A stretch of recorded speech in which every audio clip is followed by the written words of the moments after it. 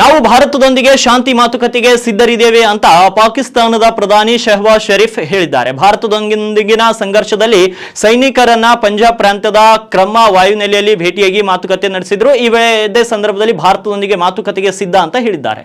ಶಹಬಾಜ್ ಅವರೊಂದಿಗೆ ಉಪ ಪ್ರಧಾನಿ ಇಶಾಕ್ ದಾರ್, ರಕ್ಷಣಾ ಸಚಿವ ಖವಾಜಾ ಆಸಿಫ್, ಸೇನಾ ಮುಖ್ಯಸ್ಥ ಜನರಲ್ ಆಸಿಮ್ ಮುನೀರ್ ಮತ್ತು ವಾಯುಪಡೆಯ ಮುಖ್ಯಸ್ಥ ಮಾರ್ಷಲ್ ಜಹೀರ್ ಅಹ್ಮದ್ ಬಾಬರ್ ಸಿಂಧು ವಾಯುನೆಲೆಗೆ ಬಂದಿದ್ರು. 4 ದಿನಗಳ ತೀವ್ರ ಗಡಿಯಾಚೆಗಿನ ಡ್ರೋನ್ ಮತ್ತು ಕ್ಷಿಪಣಿ ದಾಳಿಯ ನಂತರ ಸಂಘರ್ಷವನ್ನ ಕೊನೆಗೊಳಿಸಲು ಮೇ 10ರಂದು ಭಾರತ ಮತ್ತು ಪಾಕಿಸ್ತಾನದ ನಡುವೆ ಮಾಡಿಕೊಂಡಂತ ಒಪ್ಪಂದದ ನಂತರ ರಕ್ಷಣಾ ಸೌಲಭ್ಯಕ್ಕೆ ಪ್ರಧಾನಿಯ 2ನೇ ಭೇಟಿ ಇದಾಗಿದೆ. ಪಹಲ್ಗಾಮ್ ಭಯೋತ್ಪಾದಕ ದಾಳಿಯಲ್ಲಿ 26 ಜನರ ಹತ್ಯೆಗೆ ಪ್ರತಿಕಾರ ತಿಳಿಸಿಕೊಳ್ಳಲು ಭಾರತ ಮೇ 6 ಮತ್ತು 7ರ ಮಧ್ಯರಾತ್ರಿ ಆಪರೇಷನ್ ಸಿಂಧೂರನ್ನ ಪ್ರಾರಂಭಿಸಿತ್ತು. ಪಾಕಿಸ್ತಾನ ಮತ್ತು ಪಾಕ್ ಆಕ್ರಮಿತ ಕಾಶ್ಮೀರದ 9 ಭಯೋತ್ಪಾದಕ ತಾಣಗಳನ್ನ ಗುರಿಯಾಗಿಸಿಕೊಂಡು ಭಾರತೀಯ ಸಶಸ್ತ್ರ ಪಡೆಗಳನ್ನ ನಡೆಸಿದಂತ ದಾಳಿಯಲ್ಲಿ 100ಕ್ಕೂ ಅಧಿಕ ಭಯೋತ್ಪಾದಕರು ಸಾವನ್ನಪ್ಪಿದ್ದಾರೆ. ನಂತರ ಪಾಕಿಸ್ತಾನದವು ಮೇ 8, 9, 10ರಂದು ಹಲವಾರು ಭಾರತೀಯ ಸೈನ್ಯ ನೆಲೆಗಳ ಮೇಲೆ ದಾಳಿ ಮಾಡಲು ಪ್ರಯತ್ನಿಸಿತ್ತು.